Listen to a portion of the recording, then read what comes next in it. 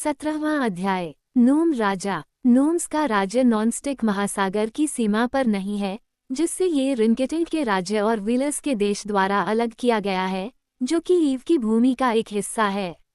रिनकेटिंग का देश नोम्स के देश से ऊंचे और खड़ी पहाड़ियों की एक पंक्ति द्वारा अलग किया गया है, जहां से यह समुद्र तक फैला हुआ है। विलस का देश एक रेतीला बंजर इलाका है जो एक तरफ नॉनस्टिक महासागर के लिए खुला है और दूसरी तरफ इसे नोम देश से अलग करने के लिए कोई बाधा नहीं है। इसलिए यह विलस के तट पर था कि राजा कॉस ने उस देश के किसी भी जिज्ञासु निवासी द्वारा पूरी तरह से निर्जन स्थान पर उतरा। नोम देश का विस्तार बहुत बड़ा है तथा यह उसकी भूमि से अपनी पूर्वी सीमा पर केवल एक घातक रेगिस्तान द्वारा अलग है, जिसे मनुष्य तब तक पार नहीं कर सकता जब तक कि उसे परियों या जादू की सहायता न मिले। नोम्स बहुत बड़ी संख्या में और शरारती लोग हैं, जो बहुत बड़ी भूमिगत गुफाओं में रहते हैं, जो मेहराबों और मार्गों से एक दूसरे से जुड़ी हुई हैं। नूम शब्द का अर्थ है जो जानता है, और इन लोगों को ऐसा इसलिए कहा जाता है क्योंकि वे जानते हैं कि धरती में सारा सोना, चांदी और कीमती पत्थर कहाँ छिपे हैं, एक ऐसा ज्ञान जो कोई अन्य जीवित प्राणी उनके साथ साझा नहीं करता है। नोम्स व्यस्त लोग हैं जो लगातार एक जगह से सोना खोदते हैं और उसे दूसरी जगह ले जाते हैं, जहां वे उसे गुप्त रूप से दफना देते हैं, और शायद यही कारण है कि वे अकेले ही जानते हैं कि इसे कहाँ खोजना है। जिस समय मैं लिख रहा हूँ, उस समय नोम्स पर कलिको नामक एक राजा का शासन था। राजा गोस को उम्मीद थी कि इंगा अपनी जादुई नाव में उसका पीछा करेगी, इसलिए उसने पूरी कोशिश की और अपने 40 नाविकों को रात दिन पूरी ताकत लगाने के लिए प्रेरित किया। उसे खुशी हुई कि वह पकड़ा नहीं गया और 8वें दिन की सुबह विलस के रेतीले समुद्र तट पर उतर गया। 40 नाविक नाव के साथ रह गए, जबकि रानी कोर और राजा कौस अपने शाही कैदियों के साथ, जो अभी भी जंजीरों में बंधे थे, नोम राजा की ओर यात्रा करने लगे। रेतीले इलाके को पार करके नोम्स के चट्टानी इलाके में पहुंचने में उन्हें ज्यादा समय नहीं लगा, लेकिन वे अभी भी भूमिगत गुफाओं के प्रवेश द्वार से काफी दूर थे, जहां नोम राजा रहता था। वहां एक धुंधला रास्ता था जो पत्थरों और पत्थरों के बीच से घुमावदार था, जिस पर चलना काफी मुश्किल था, खास तौर पर क्योंकि यह रास्ता छोटी पहाड़ियों की ओर जाता था और फिर खड़ी और अचानक ढलानों से नीचे उतरता था, जहां कोई भी गलत कदम पैर टूटने का मतलब हो सकता था। इसलिए यह उनकी यात्रा का दूसरा दिन था, इससे पहले कि वे एक उबड़-खाबड़ पहाड़ पर आधे रास्ते तक चढ़ते और खुद को नोम राजा की गुफाओं के प्रवेश द्वार पर पाते। उनके पहुंचने पर प्रवेश द्वार खुला और बिना सुरक्षा वाला लग रहा था, लेकिन गोस और कोर पहले भी वहां जा चुके थे, और वे इतने समझदार थे कि बिना बताए अंदर जाने की कोशिश नहीं की, क्योंकि गुफाओं का रास्ता जाल और गड्ढों से भरा हुआ था। इसलिए राजा गोस चुपचाप खड़े रहे और चिल्लाए, और एक पल में वे टेढ़े मेढ़े नोमों के एक समूह से घिर गए, जो जमीन से उगाए लग रहे थे। उनमें से एक के कान बहुत लंबे थे और उसे लंबे कान वाला श्रोता कहा जाता था। उसने कहा, मैंने आज सुबह सुबह तुम्हें आते हुए सुना। दूसरे की आंखें एक ही समय में अलग अलग दिशाओं में देखती थीं और वे बहुत ही चमकदार और पैनी थीं। वह पहाड़ी के ऊपर या कोने के आसपास देख सकता था और उसे लुकआउट कहा जाता था। उसने कहा, मैंने तुम्हें कल आते देखा था। तो फिर राजा गोस ने कहा, शायद राजा कलिको हमारा इंतजार कर रहे हैं। ये सच है, दूसरे नोम ने उत्तर दिया, जिसने अपनी गर्दन के चारों ओर सोने का कौला पहना हुआ था और सोने की चाबियों का एक गुच्छा लिए हुए था। शक्तिशाली नोम राजा तुम्हारा इंतजार कर रहा है और तुम्हें मेरे साथ उसके सामने आने के लिए कहता है। ऐसा करके वह गुफाओं में चला गया और गोस तथा कौभी अपने थके हुए कैदियों को घसीटते हुए उनके पीछे चले गए, क्योंकि बेचारे राजा के टिकट और उनकी कोमल रानी को इस कष्टसाध्य यात्रा के दौरान सोने और जवाहरातों से भरे थैले ढोने पड़े थे, जिनका उपयोग वे नोम राजा को रिश्वत देकर उन्हें दास के रूप में स्वीकार करने के लिए करना चाहते थे। कई लंबे मार्गों से होते हुए गाइड ने उन्हें आगे बढ़ाया और आखिरकार वे एक छोटी सी गुफा में पहुंचे जो खूबसूरती से सजी हुई थी और जिसमें दुर्लभ रत्न जड़े हुए थे, जो दीवार, फर्श और छत के हर हिस्से से चमक रहे थे। यह आगंतुकों के लिए एक प्रतीक्षा कक्ष था, और वहां उनके गाइड ने उन्हें छोड़ दिया और राजा कलिको को उनके आगमन की सूचना देने चले गए। कुछ ही देर में उन्हें एक विशाल गुंबदाकार कक्ष में ले जाया गया, जो ठोस चट्टान को काटकर बनाया गया था और इतना भव्य था कि उनमें से सभी पिंगरी के राजा और रानी तथा रेगोस और कोरेगोस के राजा और रानी ने आश्चर्य से लंबी सांसें ली और अपनी आंखें जितनी हो सकी उतनी बड़ी खोलीं। हाथीदांत के सिंहासन पर एक छोटा गोल आदमी बैठा था जिसकी नुकीली दाढ़ी थी और उसके सिर के ऊपर लंबे घुंघराले बाल थे।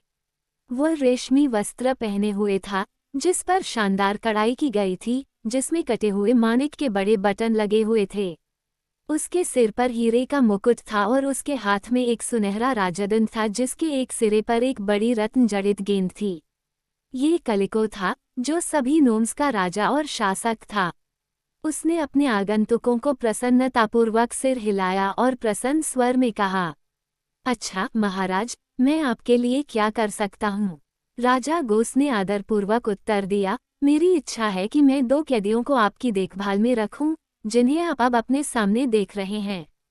उन्हें सावधानीपूर्वक संरक्षित किया जाना चाहिए ताकि वे भागने में सफल न हो सकें, क्योंकि उनमें लोमड़ियों जैसी चालाकी है और उन पर भरोसा नहीं किया जा सकता।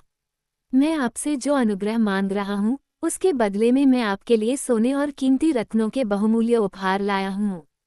इसके बाद उसने किट और गैरी को आदेश दिया कि वे नोम राजा के सामने सोने और जवाहरात की थैलियां रख दें, और उन्होंने असहाय होते हुए भी उसकी आज्ञा मान ली।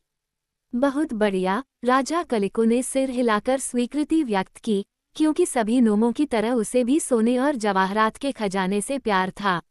लेकिन आप यहाँ कौन से कैदी लाए हैं और आप उन्हें खुद पहरा देने के बजाय मेरे जिम्मे क्यों दे रहे हैं? मुझे यकीन है कि वे काफी सज्जन लगते हैं। राजा गोस ने जवाब दिया, कैदी, यहाँ से उत्तर की ओर एक छोटे से द्वीप पिंगरी के राजा और रानी हैं। वे बहुत बुरे लोग हैं और हमारे रेगोस और कोरेगोस द्वीपों पर विजय प्राप्त करने और हमारे गरीब लोगों को मारने के लिए आए थे। साथ ही वे हमारी सारी दौलत लूटने का इरादा रखते थे, लेकिन सौभाग्य से हम उन्हें हराने और पकड़ने में सफल रहे।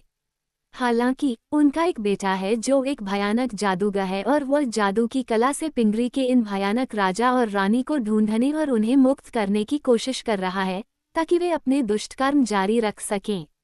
इसलिए चूंकि हमारे पास खुद का बचाव करने के लिए कोई जादू नहीं है, इसलिए हम कैदियों को सुरक्षित रखने के लिए आपके पास लाए हैं। महाराज, राजा किट ने नोम राजा को बड़े आक्रोश के साथ संबोधित करते हुए कहा, मैं आपसे विनती करता हूँ कि इस कहानी पर विश्वास न करें। ये सब झूठ है। मैं जानता हूँ, कलिको ने कहा, हालांकि मैं इसे एक चतुर झूठ मानता हूँ, क्योंकि यह सत्य के धागे के बिना बुना गया है। हालांकि यह मेरा कोई काम नहीं है।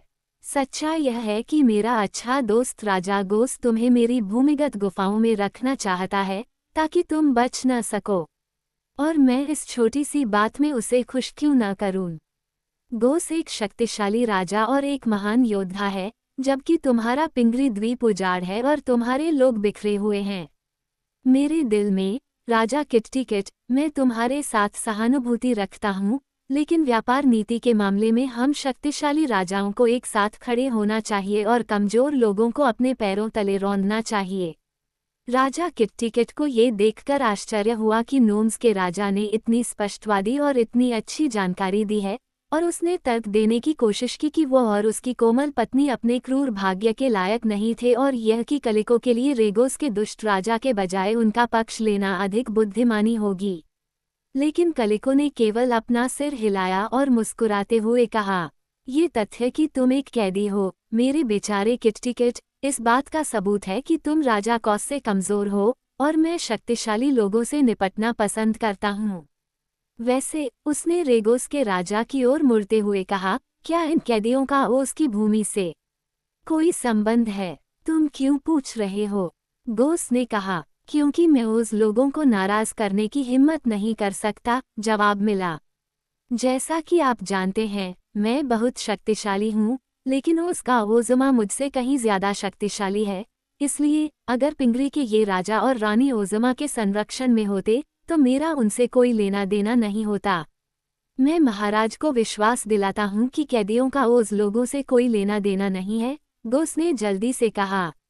और किटकिट से जब पूछताछ की गई तो उसने स्वीकार किया कि यह सच था। लेकिन उस जादूगर के बारे में क्या ख्याल है जिसका तुमने उल्लेख किया था? नोम राजा ने पूछा। ओह, वो तो मात्र एक लड़का है, लेकिन वो बहुत क्रूर और जिद्दी है और उसे रिंकिटिंक नामक एक छोटा मोटा जादूगर और एक बोलने वाली बकरी सहायता करती है।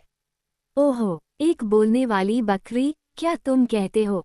ये निश्चित रूप से जादू जैसा लगता है, और यह उसकी भूमि की तरह भी लगता है, जहाँ सभी जानवर बात करते हैं, कलिको ने एक संदिग्ध भाव के साथ कहा।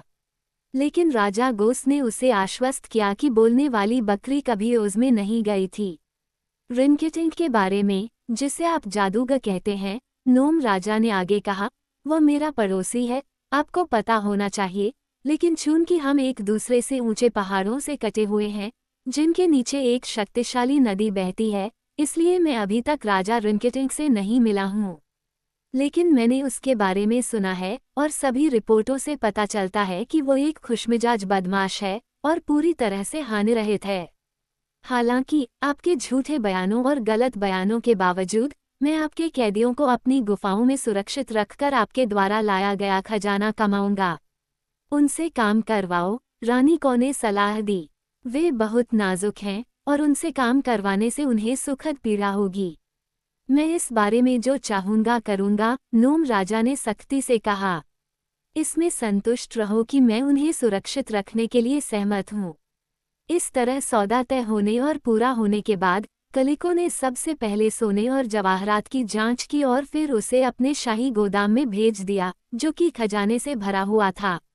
इसके बाद बंदियों को सोने के कॉलर और चाबियों के साथ नोम के प्रभारी के पास भेज दिया गया, जिसका नाम क्लिक था, और वो उन्हें एक छोटी सी गुफा में ले गया और उन्हें एक बढ़िया रात्रिभोज दिया।